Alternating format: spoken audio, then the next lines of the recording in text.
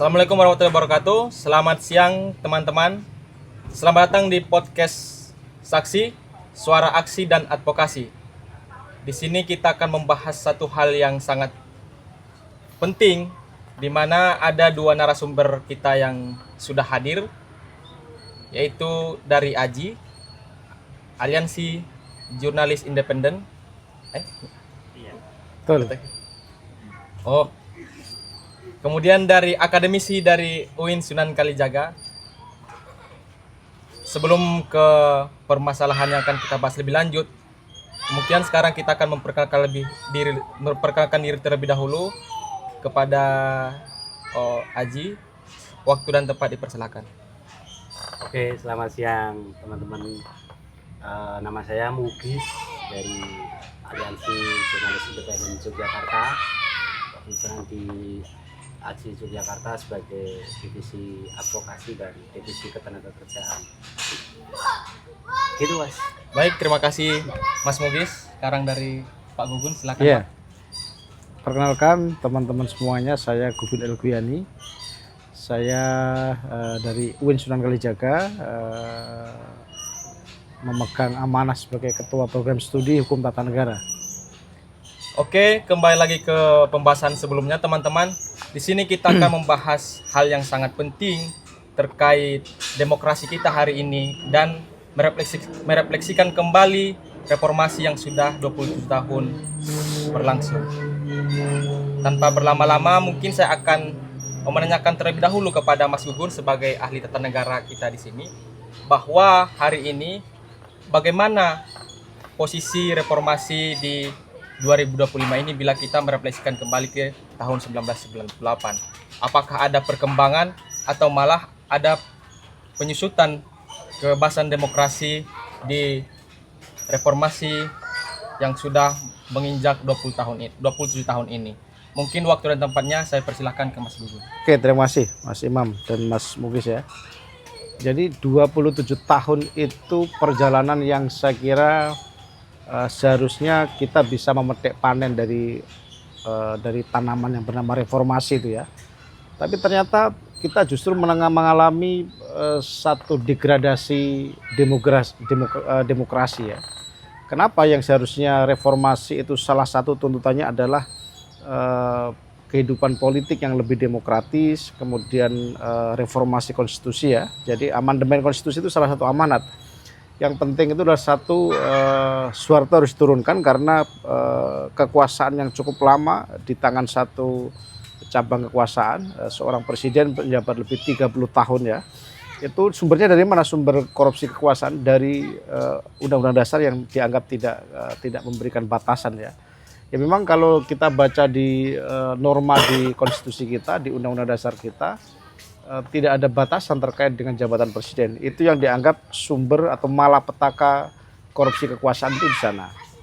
Sehingga salah satu amanat reformasi adalah satu amandemen konstitusi.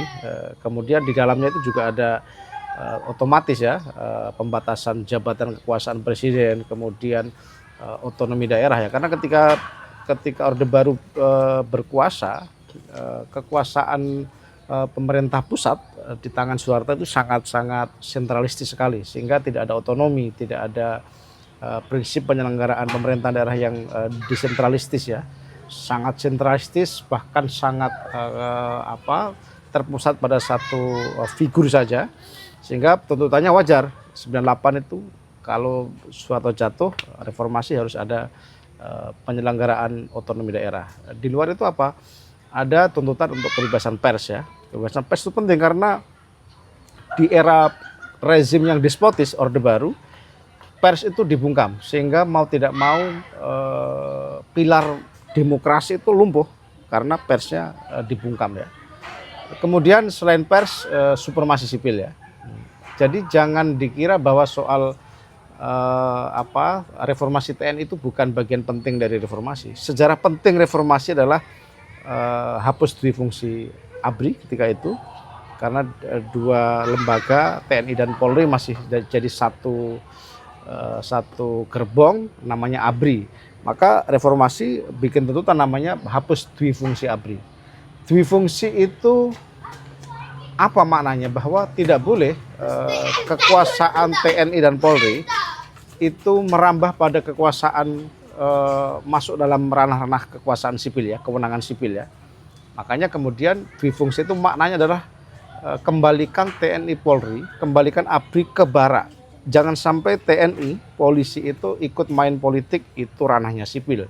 Jangan sampai tentara, polisi itu masuk di ruang-ruang bisnis, itu ranahnya sipil, supremasi sipil semuanya. Jangan sampai TNI masuk kampus, masuk sekolah, masuk ruang-ruang agama dan sebagainya. Dulu kan masih wajar ya, ketika Orde Baru belum tumbang, pengajian diseleksi, temanya harus izin Koramil, izin Pangdam dan sebagainya. Itu bagian dari pelemahan institusi atau pilar-pilar demokrasi. Jadi mungkin yang menarik itu kenapa kemudian setelah 27 tahun mandat reformasi ini justru dikhianati. Kebebasan pers sudah mulai terancam ya, Mas Mugis nanti bisa cerita soal bagaimana sulitnya sekarang menulis berita dengan bebas, dengan leluasa, dengan kebebasan yang demokratis. Kemudian revisi Undang-Undang TNI menjelang 27 tahun reformasi ini justru memperkuat dwifungsi atau bahkan multifungsi.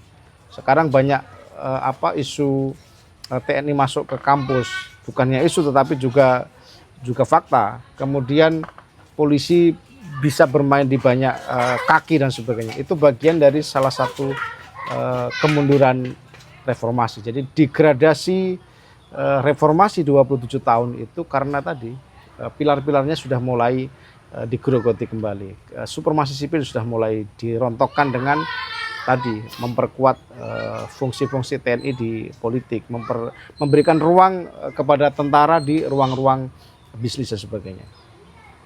Termasuk tadi kebebasan pers itu juga sekarang saya kira ada banyak hambatan, ada banyak kasus bagaimana wartawan diancam, bagaimana menulis berita sudah tidak objektif seperti era ketika pers bebas, ketika reformasi baru digaungkan ya, ketika baru awal-awal reformasi. Jadi reformasi itu satu pintu masuk kita menuju kehidupan yang demokratis, tapi setelah 20 tahun lebih, 25 tahun lebih ini sudah mengalami pengeroposan, sudah mulai mengalami degradasi itu. Saya kira itu, Mas Imam. Oke, terima kasih Pak Gugun telah memberikan pembahasan yang menurut kita komprehensif begitu. Kemudian saya melihat bahwa ada benang merah ternyata antara kebebasan pers ini dengan hal yang sekarang menjadi viral itu terkait menambahnya keluasan wewenang TNI begitu Pak ya, Iya. terkait ke ranah-ranah sipil itu. Nah mungkin saya akan mencoba bertanya kepada Mas Mugis terkait bagaimana sih refleksi dari jurnalis sendiri dari awal reformasi hingga hari ini 27 tahun reformasi ada begitu dari segi jurnalisnya Mas. Silakan Mas Baik, Mugis. Mas Siman.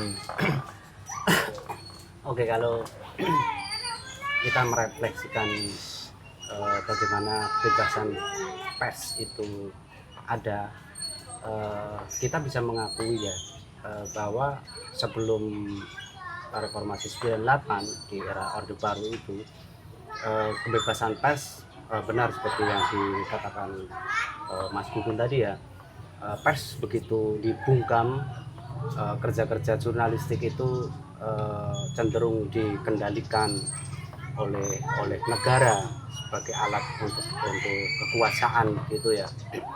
Tetapi di era 98 itu menjadi titik penting yang sekiranya ini harus menjadi istilahnya harus kita jaga marwah reformasi itu, bahwa dulunya kondisi pers, industri pers yang dikendalikan oleh pemerintah, kemudian sejak reformasi itu muncullah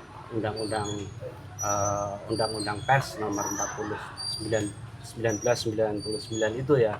Artinya di situ ada semacam pintu atau angin segar yang terbuka gitu ya bagi dunia pers kita itu ya.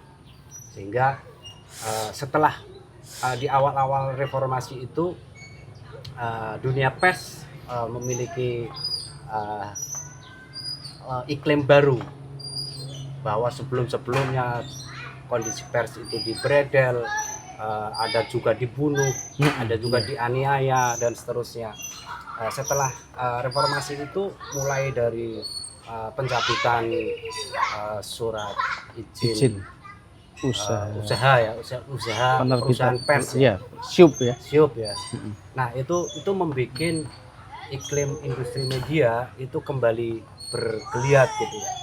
Muncullah media-media, semakin banyak perusahaan media itu berdiri gitu ya, dengan relatif lebih mudah begitu, sehingga harapannya munculnya peraturan kebijakan baru setelah reformasi itu membuat kondisi pers itu menjadi lebih baik gitu ya. Tetapi ini juga memiliki banyak problem dan kendala di kemudian hari hingga sekarang gitu ya. Artinya narasi yang dibangun oleh pemerintah hingga saat ini itu kebebasan pers itu sudah diberikan gitu ya. Artinya udah sekarang itu orang membuat berita itu udah bebas kok. Orang menulis apa aja udah bisa. Bahkan media sosial setiap warga negara itu juga bisa digunakan untuk citizen journalism misalnya gitu. Itu memang bagian dari kebebasan berpendapat juga ya. Tetapi ada faktor-faktor lain yang mengakibatkan kebebasan pers ini justru sampai saat ini masih terbelenggu gitu ya. Artinya apa? Artinya faktor kekuasaan itu juga masih dominan dalam kebebasan pers ini. Kita bisa melihat ya di fenomena keseharian itu, kita sangat akrab dengan hashtag reformasi di korupsi misalnya, Indonesia gelap misalnya. Itu bagian ekspresi publik yang dia mengungkapkan aspirasinya bahwa kebebasan pers ini belum berjalan dengan baik gitu ya. Bahkan kondisi kriminalisasi terhadap jurnalis itu juga masih sangat sering banget terjadi gitu ya. Ketika seseorang jurnalis itu menulis laporan pemberitaan tentang kasus korupsi, kasus lingkungan, isu-isu agraria, konflik tambang dan seterusnya. Jadi kondisi jurnalis ini ketika menulis isu jurnalisme sensitif konflik itu sangat berpotensi dan sangat rentan untuk dikriminalisasikan. Padahal pasca reformasi tadi itu berbagai regulasi terkait untuk mendukung kebebasan pers ini juga sudah lumayan ada, cukup banyak gitu ya. Mulai dari selain UU nomor 40/99 tadi juga ada peraturan Dewan Pers, terus kemudian ada kode etik jurnalistik dan seterusnya ya. Kemudian juga ada mekanisme seperti hak jawab, mekanisme yang lain berkaitan dengan sengketa pers. Bahkan juga ada MOU antara Dewan Pers dan kepolisian begitu ya. Artinya ketika terjadi sengketa pers, mekanisme yang harus dilakukan itu adalah ke Dewan Pers begitu. Tetapi yang sampai saat ini terjadi itu kasus pemidanaan jurnalis itu masih terjadi, sehingga jurnalis masuk bui itu masih kita lihat sampai hari ini gitu. Apakah itu reformasi sudah berjalan dengan baik ya, kita bisa menilai sendiri dari situ. Oke, terima kasih Mas. Melansir dari yang dibilang Mas tadi itu menyambung bahwasanya kan ada juga berita-berita terkait hal-hal intimidasi yang dirasakan oleh pers. Salah satunya itu yang di Karo itu ya Mas, pembakaran itu, di mana dari pihak TNI itu kan mengatakan ada pelanggaran etik, sedangkan harusnya kan pelanggaran etik ini kan diselesaikan di ranah pers sendiri kan ya, bukan di ranahnya TNI ini. Nah, mungkin saya ke Mas Gugun terkait problematik yang sudah ada yang dirasakan oleh teman-teman dari jurnalistik itu sendiri, merefleksikan bagaimana sih sebenarnya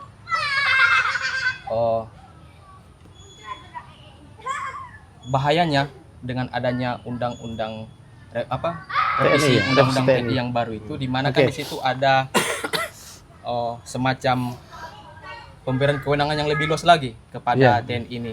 Sedangkan di banyak-banyak situasi kan kita lihat teman-teman jurnalis ini sering bentrok dengan aparat di daerah-daerah begitu. Oke. Justru kita melihat begini ya.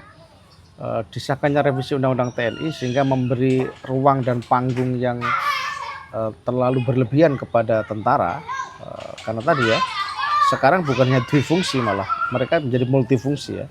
Kenapa multifungsi? Karena kalau dulu mungkin TNI, tentara, ABRI, polisi hanya satu kaki di tentara, dia sebagai alat pertahanan negara, satu kakinya dia di panggung politik ya, dia jadi kepala daerah. Dulu kita masih ingat di era Orde Baru itu Soeharto bisa ngangkat TNI aktif, ABRI masih belum pensiun, belum purnawirawan, sudah jadi gubernur dia.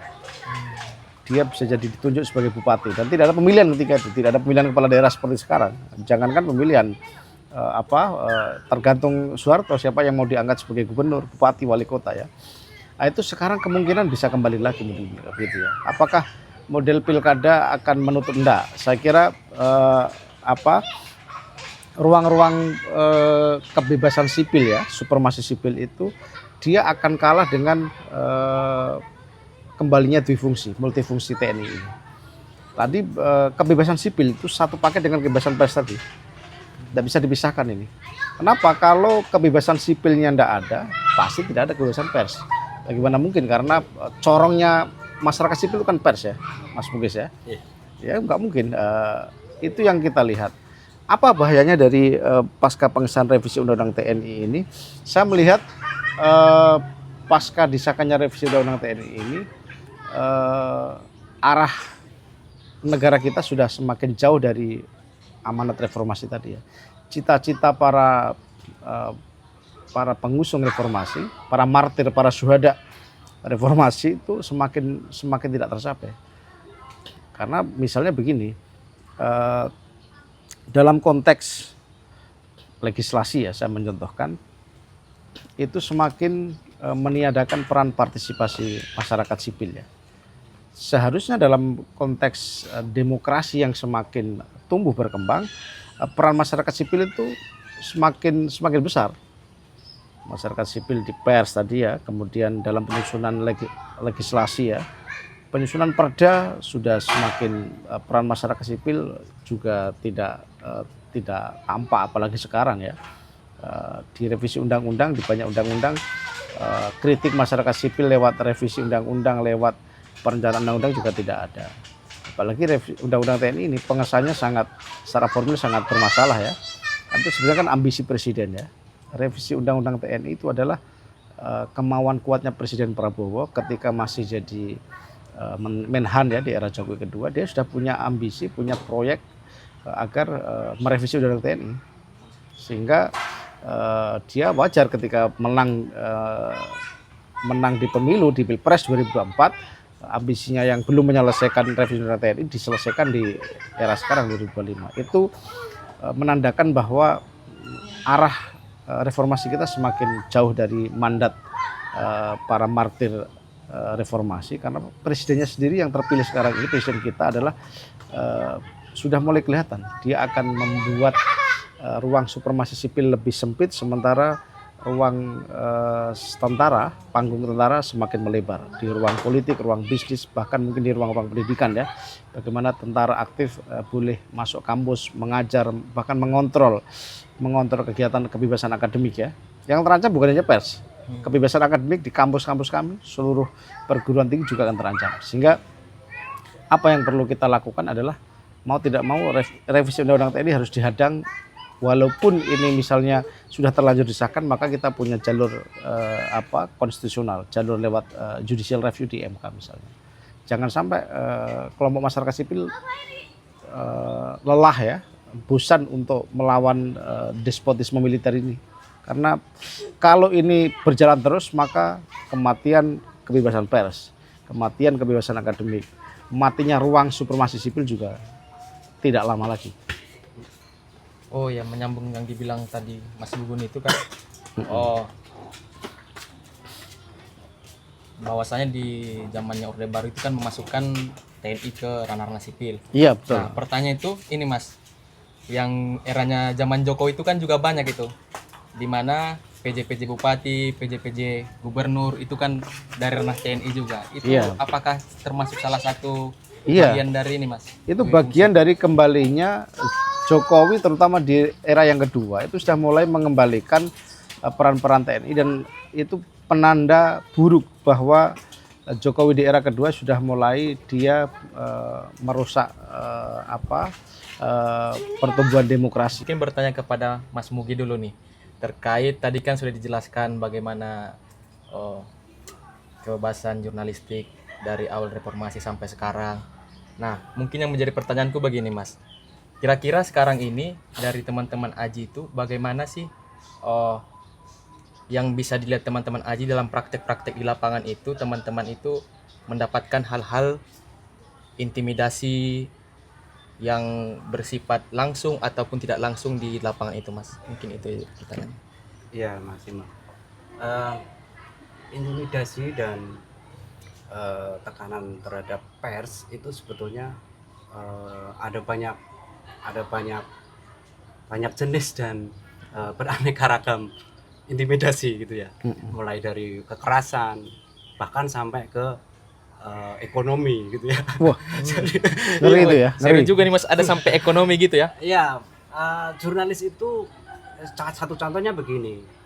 Salah satu pekerjaan jurnalis itu aslinya itu kan tupoksinya itu kan ya liputan, menulis berita dan seterusnya itu ya.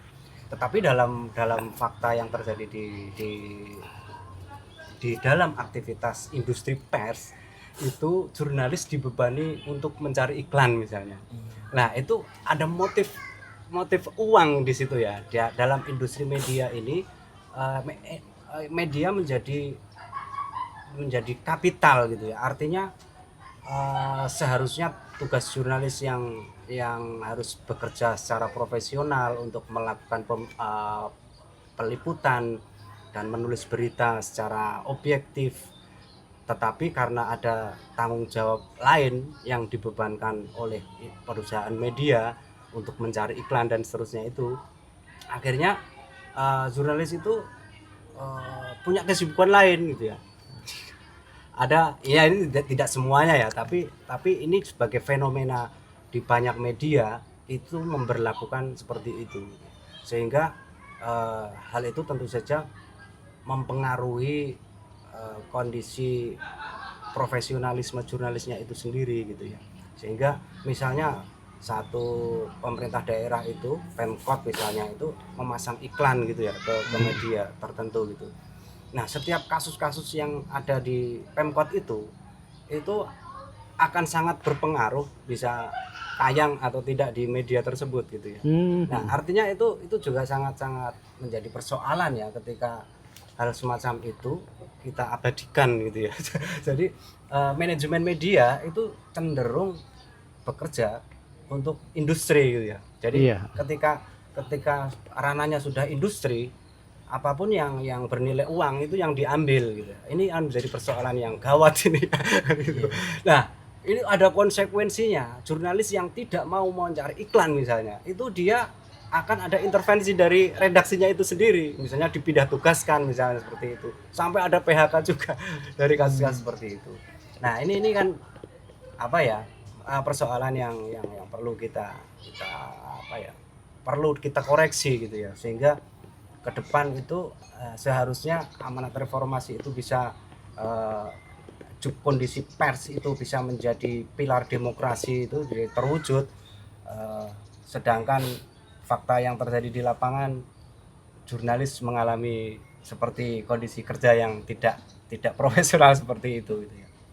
Itu Mas. Oke Mas, berarti selain teman-teman jurnalis ini rentan terhadap kekerasan fisik dan psikologis, juga berperan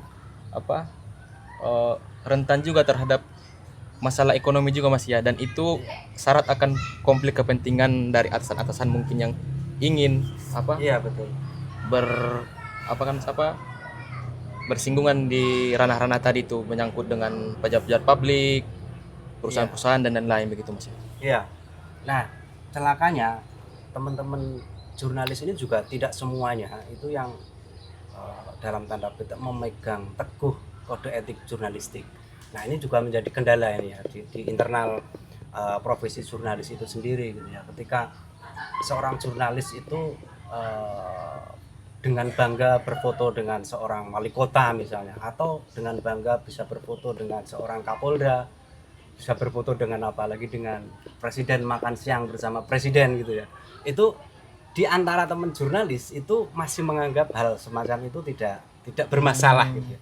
Padahal kalau kami di AJI itu menganggap hal semacam itu tetap akan berlawanan dengan kode etik jurnalistik, akan mengakibatkan konflik kepentingan dan seterusnya, sehingga itu akan mengakibatkan kerja-kerja jurnalistik kita akan terpengaruh oleh itu. Iya.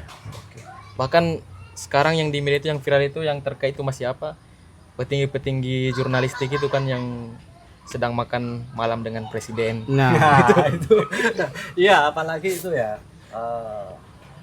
pimpinan tertinggi media itu diundang ke istana misalnya seperti itu. Nah, hal semacam ini menjadi hal yang cukup krusial untuk kita refleksikan gitu ya.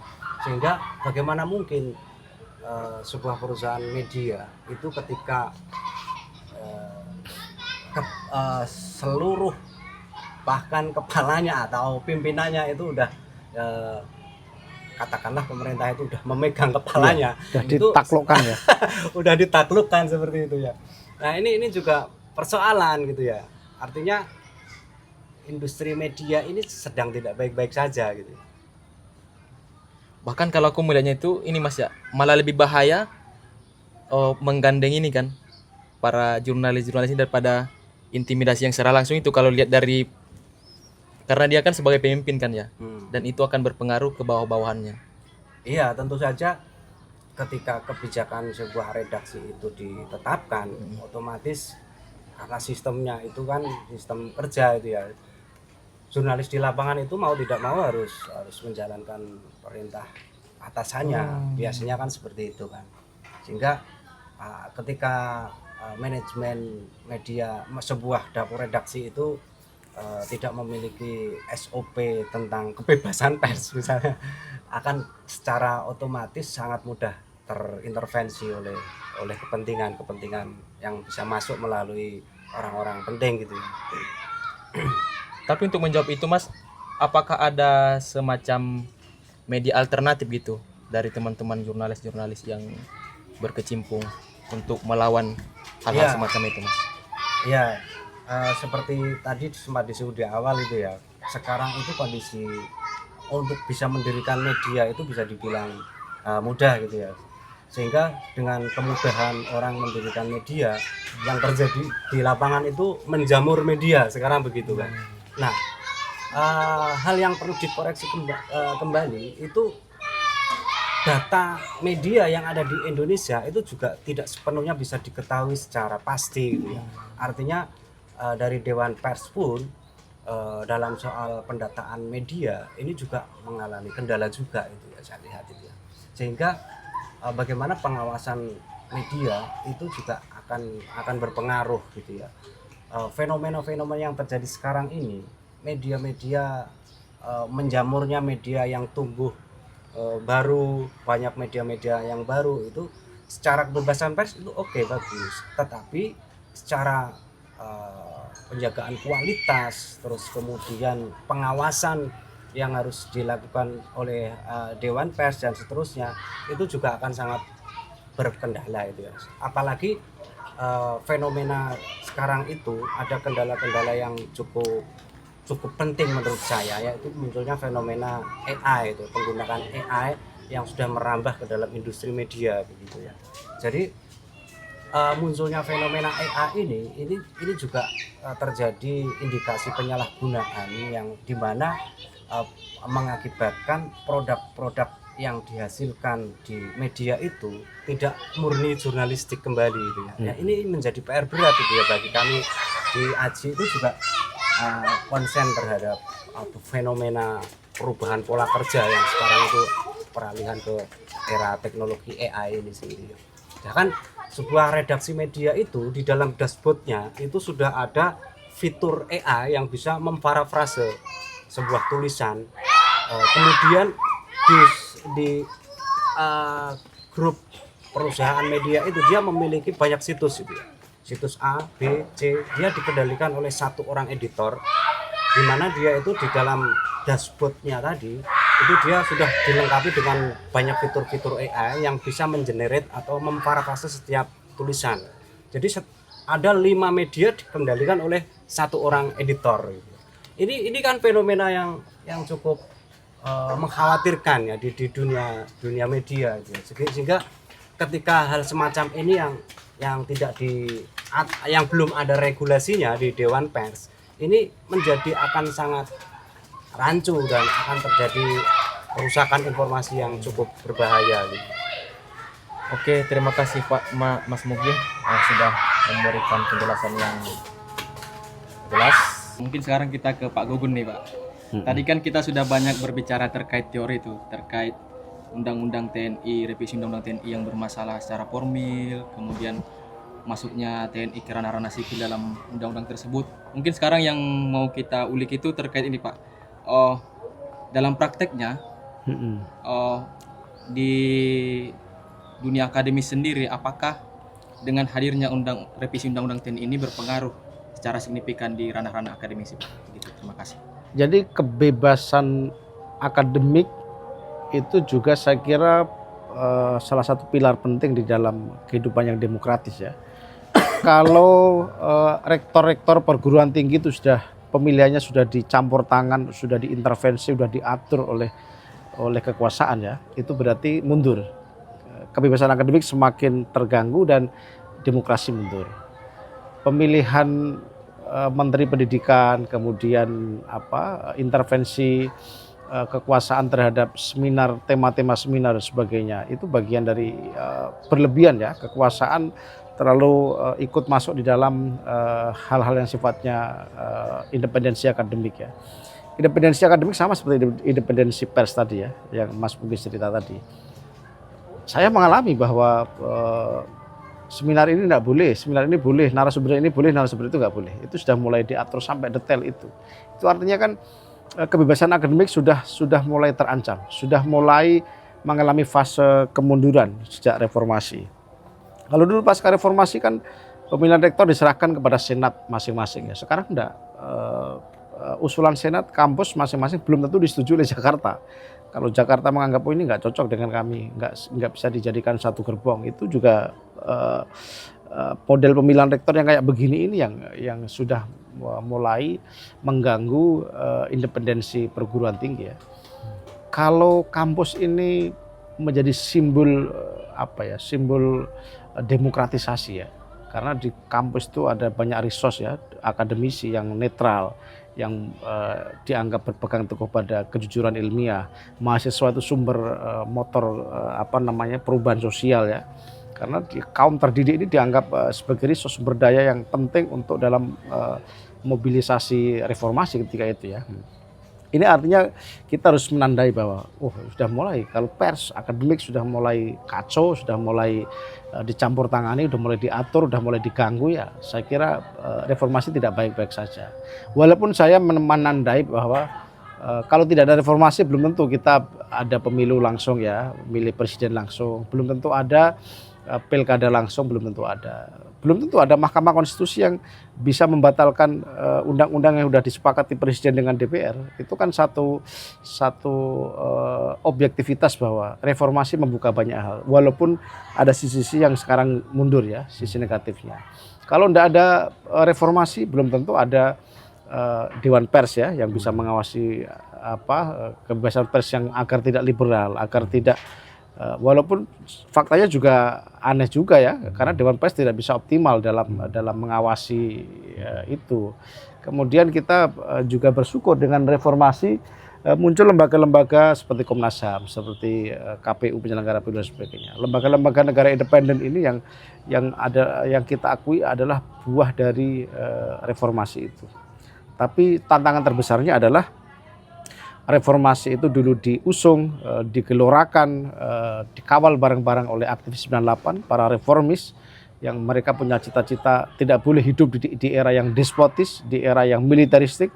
Mereka ingin satu alam kehidupan negara yang lebih demokratis melalui reformasi. Tapi sekarang tantangannya orang-orang yang dulu mencita-citakan reformasi sekarang sudah masuk gerbongnya oligarki juga. Itu tantangan yang sangat berat. Dulu mereka diculik karena dianggap terlalu kritis terhadap kekuasaan despotis. Sekarang yang diculik dengan penculik dalam satu barisan. Itu juga teman-teman Gen Z harus ngerti sejarah ini biar berarti tantangannya berat juga. Jadi hanya ada satu intervensi Tuhan yang bisa menyelamatkan reformasi ini. Kalau sekedar gimana orang-orang yang dulu mencita-citakan reformasi sekarang sudah di gerbong kekuasaan semua, mungkin sudah mulai idealisme soal amandemen konstitusi, idealisme soal pilar-pilar pers yang bebas, pilar-pilar kebebasan akademik sudah lupa semua mereka, sehingga mereka sudah menikmati reformasi ya kekuasaan ini bagi mereka ya. Jadi reformasi mengantarkan kaki kirinya, reformasi mengantarkan kepada kebebasan demokratis ya masyarakat sipil. Tapi kaki kanannya para pengusung reformasi ini justru mereka lupa soal cita-cita awal karena mereka sudah masuk menikmati kekuasaan pasca reformasi itu. Saya kira itu ya. Berarti banyak hal Mas ya yang mungkin secara negatif ada tapi juga secara positif. Iya, kita harus objektif. Ya, tidak semua perjalanan reformasi buruk. Ada hal yang itu bunga-bunga reformasi masih bisa kita nikmati. Tanaman reformasi banyak yang berbuah positif terhadap pilar-pilar demokrasi. Kalau misalnya ada 9 pilar atau kalau joglo itu ada 4 pilar, yang runtuh mungkin 2. Kalau 2 lagi dihabiskan sudah ambruk joglo itu ya. Joglo reformasi sudah ambruk itu ya. Tapi kan itu juga sekarang udah mulai digorogoti. Iya, sudah mulai. Jadi itu puncaknya ini kemenangan Pak Prabowo dari sejarah masa lalunya dia bagian dari Orde Baru, dia militer, kemudian menang di pemilu 2004, itu bagian dari ancaman terakhir soal reformasi. Itu bisa dibilang tiang terakhir kita. Tiang terakhir artinya supremasi sipil itu tiang terakhir. Kalau itu udah direbut, berarti joglo reformasi sudah ambruk itu. Nah, melihat dari banyak hal yang sudah disebutkan tadi Pak Gugun, kemudian Mas Mugi juga, dari mungkin saya dari Mas Mugi dulu, dari segi jurnalistik, apa sih yang bisa kita lakukan hari ini melihat eskalasi dari politik kita yang cenderung akan ke militeristik ini gitu. Ya. Yang bisa kita mungkin kalau catatan kami yang pertama kali lemahnya penegakan hukum ya. Jadi ketika ada kasus kekerasan jurnalis itu misalnya ya, itu banyak kasus yang tidak terungkap gitu ya. Artinya keseriusan penegak hukum dalam mengusut atau melakukan penanganan terhadap pelaku kekerasan terhadap jurnalis itu sangat lemah sekali. Bahkan dari 1996 di kasus Udin itu ya, di kasus Udin di Jogja itu ya, sampai sekarang Bernas ya. Ya, wartawan Bernas. Itu yang dibunuh oleh sekelompok orang atau yang diduga itu juga ada keterlibatan negara di dalam kasus Udin itu gitu ya. Bahkan sampai sekarang ada 10 kasus pembunuhan, di mana di kasus 10 pembunuhan itu hanya satu yang terungkap, yaitu kasusnya Prabangsa yang wartawan di Bali itu ya. Jadi baru satu kasus yang diungkap oleh kepolisian, penegak hukum, penegak hukum itu ya. Artinya keseriusan dalam melakukan penegakan hukum dalam kebebasan pers, kekerasan terhadap jurnalis itu sangat-sangat tidak menjadi perhatian utama dalam penegakan hukum kita. Bahkan kasus Udin itu itu sampai sekarang itu sudah berganti hingga 21 Kapolda sampai sekarang itu tidak sama sekali tidak terungkap. Bahkan di perjalanan kasus itu banyak drama, banyak ada pelaku yang sudah ditangkap oleh polisi yang kemudian disidangkan tapi bebas itu ya. Ternyata pelaku ini bukan pelaku yang sesungguhnya, pelaku yang dalam tanda petik direkayasa gitu ya. Bahkan barang buktinya itu sampai sekarang itu dihilangkan gitu ya.